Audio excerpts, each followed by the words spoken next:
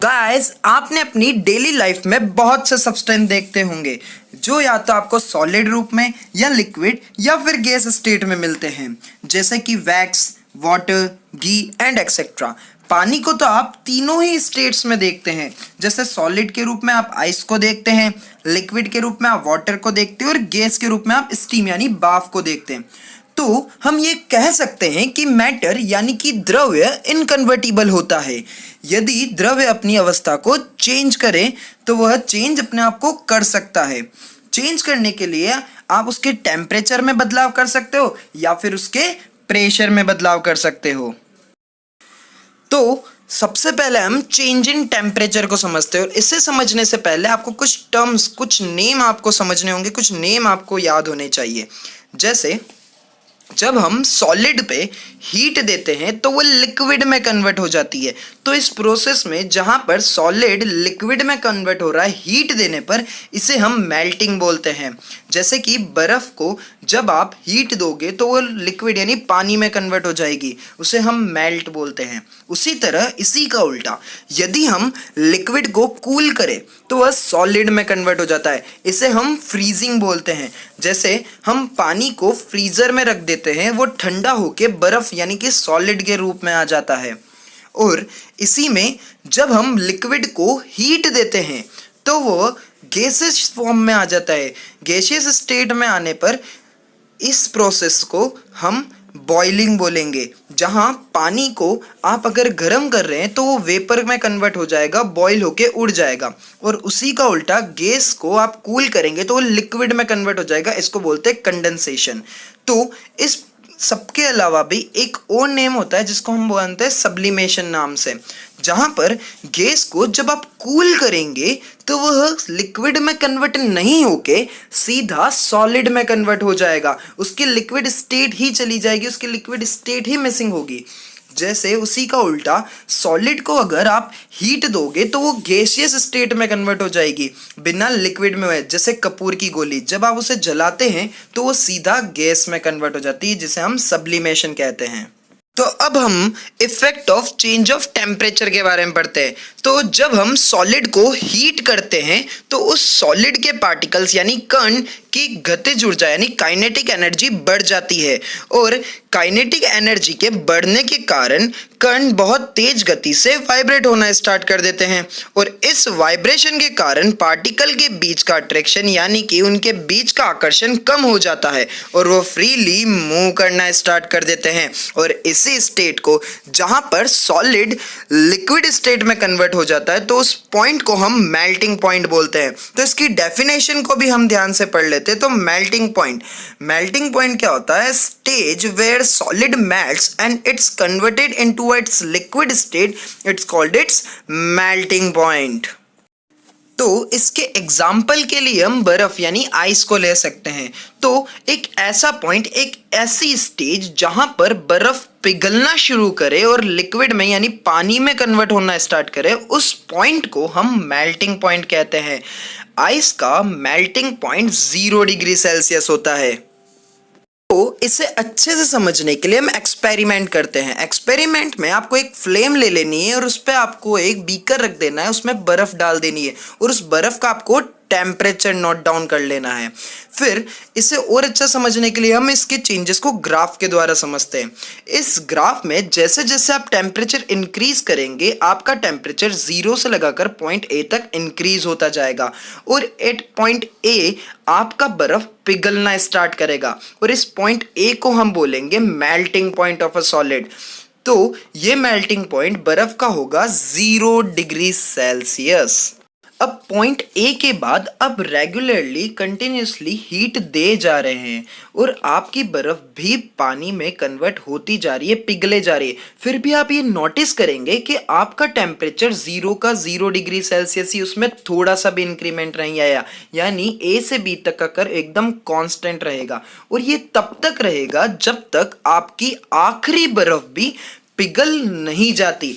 तो उस पॉइंट तक आपकी बर्फ जहां पर बिल्कुल पूरी तरह पानी में कन्वर्ट नहीं हो जाएगी, तब तक आपका टेम्परेचर 0 डिग्री सेल्सियस ही रहेगा।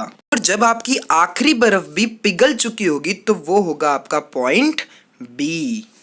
तो अब यहाँ पे बहुत इंपॉर्टेंट क्वेश्चन अराइज होता है कि when a solid melts into liquid its temperature does not increase even on heating, then where does this heat energy go. यानी तापमान 0 डिग्री सेल्सियस होने के बाद भी हम उसे गर्म कर रहे थे, फिर भी तापमान नहीं बढ़ा, पर बर्फ फिर भी पिघल रही थी, तो आखिर वो ताप ऊर्जा गई कहाँ। तो इस क्वेश्चन का आंसर समझने से पहले आपको समझना पड़ेगा लेटेंट हीट, यानी कि आपको समझनी पड़ेगी गुप्त ऊष्मा के बारे में। तो क्या होती है ये latent heat? The heat energy which has to be supplied to change the state of substance, it's called its latent heat. नहीं आया समझ में ना? तो चलो और अच्छे समझते हैं कि the supplied heat is also called latent heat because this heat become hidden in the substance undergoing the change of state at can not detected by thermometer. अभी भी कुछ खास समझ में नहीं आया, चलो हिंदी में समझ के देखते हैं। तो किसी पदार्थ की दी गई ऊष्मा की वह मात्रा जो पदार्थ के ताप को स्थिर रखते हुए उसकी अवस्था में परिवर्तन लाती है उसे गुप्त ऊष्मा कहते हैं। चलो यार इसको उदाहरण से ही समझ लेते हैं, है ना। तो उदाहरण के लिए किसी बर्फ के टुकड़े को एक बर्तन में गर्म किया जाए तो धीरे धीरे करके वह पिघलेगा और पूरे ठोस के द्रव बन जाने तक उसका तापमान बढ़ता ही नहीं, वह स्थिर रहता है 0 डिग्री सेल्सियस पे।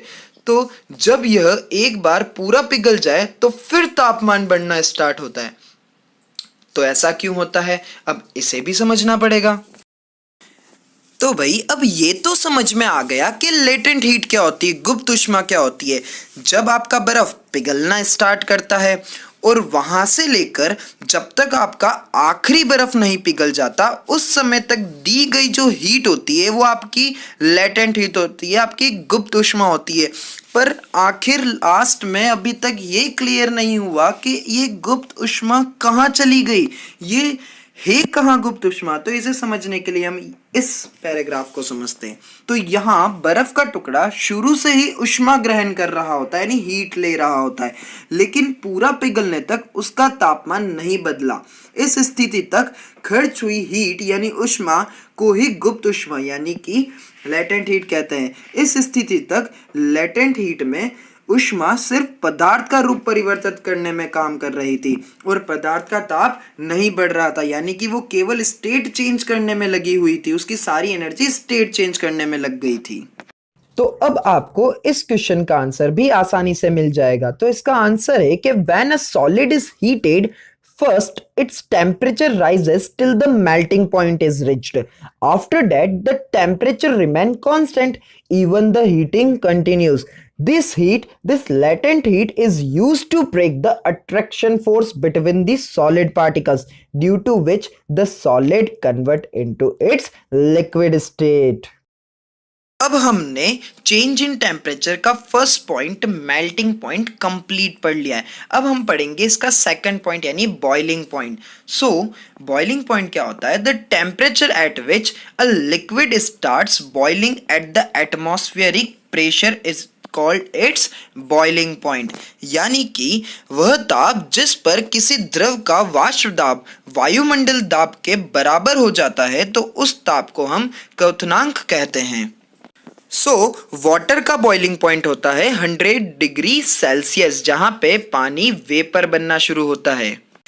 पॉइंट बी से पॉइंट सी तक आप रेगुलरली वाटर को हीट करे जा रहे हो और आपका पानी गर्म होता जा रहा है, और एट पॉइंट सी आपका जो बॉइलिंग पॉइंट है, यानी कि इस पॉइंट पे आपका वाटर अब वेपर स्टेट में कन्वर्ट होना स्टार्ट हो जाता है। आई होप आपको change in state of matter due to change in temperature अच्छे समझ में आएगा। तो अब हम बात करेंगे change of state of matter due to change in pressure. तो अब हम देखते हैं effect of change in pressure को। तो an increase in pressure brings particle closer and increase the force of attraction between them, यानी दाब लगाने पर द्रव के कण समीप आते हैं, वह द्रव की अवस्था में परिवर्तन आ जाता है। तो इसे और अच्छे समझने के लिए हम एक एग्जाम्पल का यूज करते हैं। तो एग्जाम्पल है कि when high pressure is applied to a gas and its temperature is reduced, the gas is converted to a liquid, either the gas is liquefied. तो इसका बहुत ही सिंपल सा एग्जाम्पल आप अपने घरों में अपने गैस सिलेंडर में देख सकते हैं। एक्चुअल में आपका जो गैस सिलेंडर होता है उसमें लिक्विड होता है, आप उसे हिला के देख सकते हैं। होता यह है कि आपके उस सिलेंडर में प्रेशर से उस गैस को अंदर डाला जाता है, जो कि ज्यादा प्रेशर देने पर ठंडा हो जाता है और लिक्विड में कन्वर्ट हो जाता है। इसलिए हम उस सिलेंडर को बोलते हैं लिक्विड फिल्ड पेट्रोलियम गैस। तो आपके इस चैप्टर का ये पार्ट यहीं पर कंप्लीट होता है। आई होप आपको ये पूरा चैप्टर अच्छे से समझ में आया होगा। अब आपके